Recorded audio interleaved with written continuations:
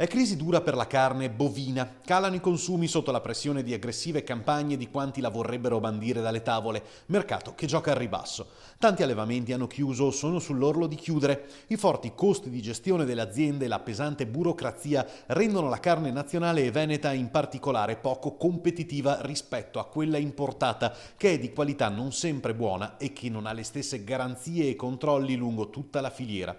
A Padova c'è stata oggi l'assemblea dell'organizzazione con 150 soci che allevano 150.000 capi, un fatturato consolidato di 150 milioni di euro.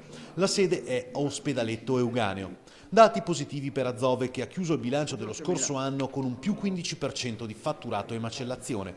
Dopo l'assemblea un convegno sulle criticità, i valori e le prospettive della filiera carne bovina. Che fare? Ecco che cosa propone l'Azove. Azove propone un patto con consumatori e distributori. Abbiamo bisogno di una comunicazione efficace che faccia capire l'importanza del prodotto carne e faccia capire l'importanza di mantenere la produzione nel territorio nazionale. Noi come gruppo Azove stiamo avendo dei buoni riscontri, soprattutto con la grande distribuzione, e abbiamo chiuso il 2015 con più 15%.